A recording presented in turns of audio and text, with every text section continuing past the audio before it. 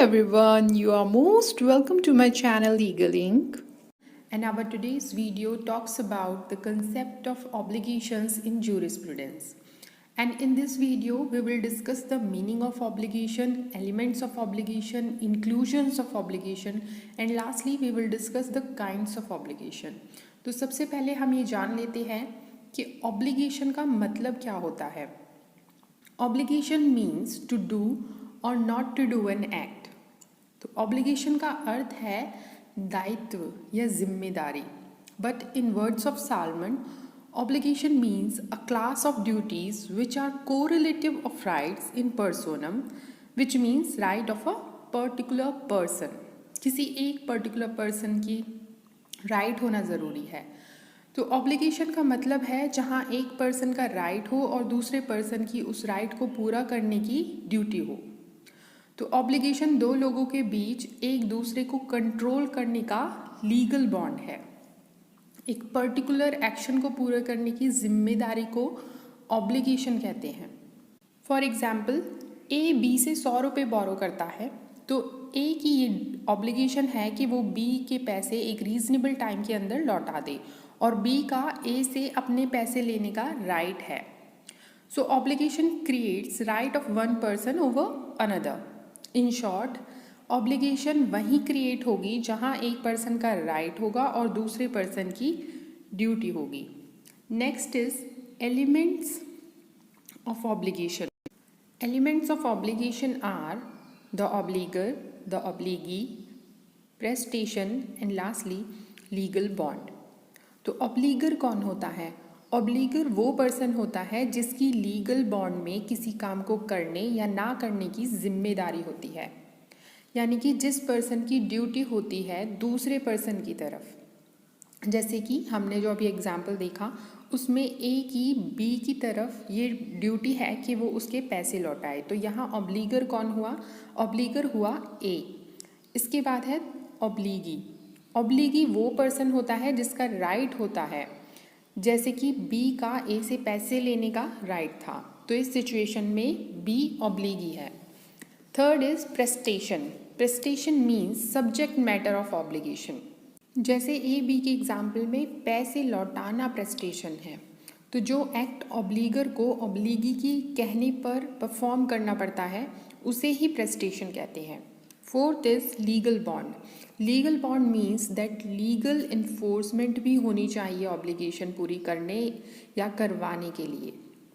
ना तो कोई इलीगल ऑब्लिगेशन पूरी करेगा, ना ही कोई इलीगल ऑब्लिगेशन कोर्ट में एनफोर्स करा सकता है. After that, inclusions of obligation. क्या क्या ज़रूरी है ऑब्लिगेशन होने के लिए? So first thing is which must be present for having an obligation is duty in पर्सोनम.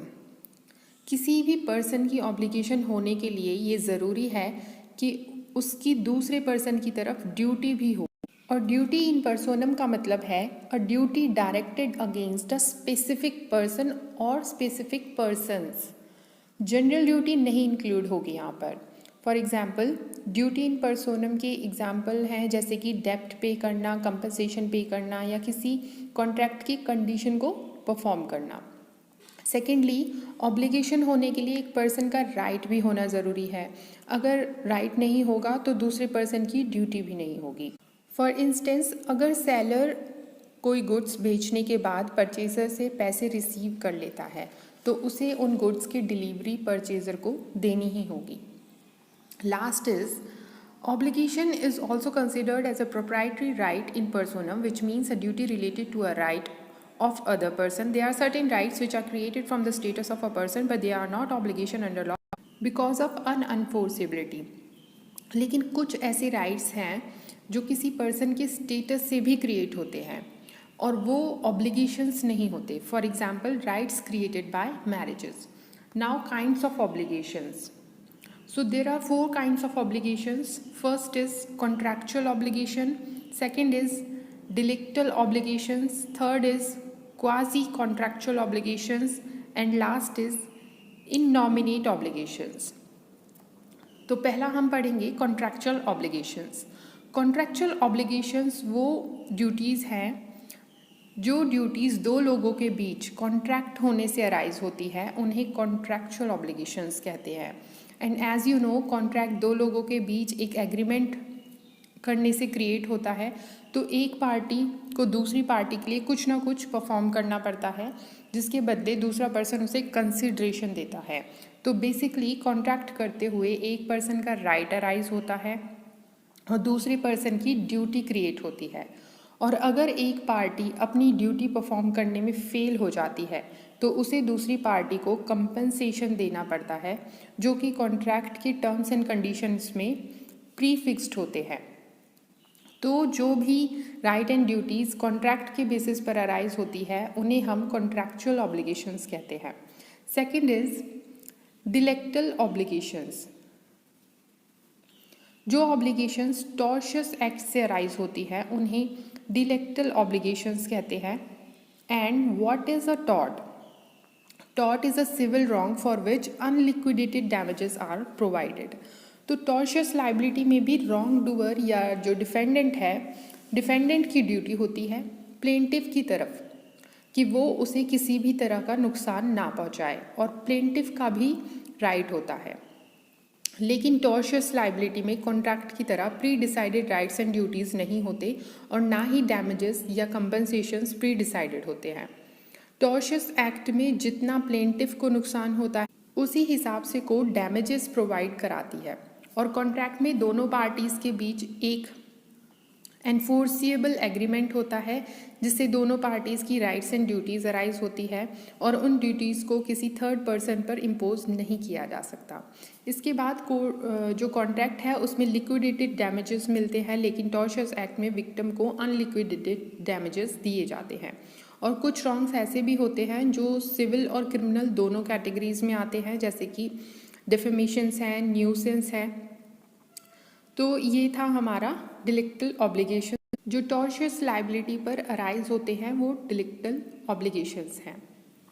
Third is quasi contractual obligations. जो ऑब्लिगेशंस लॉ क्रिएट करता है उन्हें क्वासी कॉन्ट्रैक्चुअल ऑब्लिगेशंस कहते हैं। For example, a money degree pass by court. Money degree में जो degree holder होता है उसे क्रेडिटर की तरह जजमेंट डेटर से पैसे लेने का राइट है, और जजमेंट डेटर की ड्यूटी बनती है कि जो भी अमाउंट कोर्ट ने डिक्री में दिया है उसे डिक्री होल्डर को पे करे। तो क्वासी कॉन्ट्रैक्चुअल ऑब्लिगेशंस में पार्टी खुद किसी कॉन्ट्रैक्ट में एंटर नहीं करती, बल्कि लॉ उनको राइट एंड ड्यूटीज़ फुलफिल करने के लिए फोर्स करता है। इसी तरीके से एग्जाम्पल है राइट ऑफ रीइम्बर्समेंट का।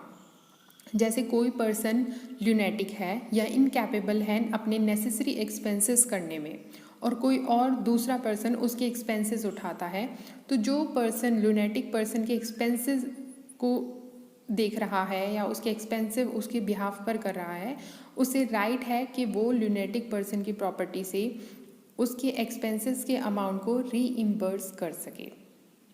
अब इसी तरह से और भी कई एग्जाम्पल्स हैं। एक केस है state of West Bengal versus Mandal and Sons, और इसे भी आप अच्छे से एक बार पढ़ सकते हैं।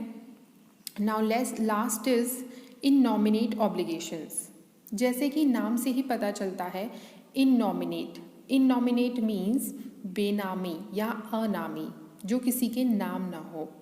तो वो ऑब्लिगेशंस जो पिछले तीनों कैटेगरीज में फॉल नहीं करती वो इन नॉमिनेट ऑब्लिगेशंस में फॉल करती हैं।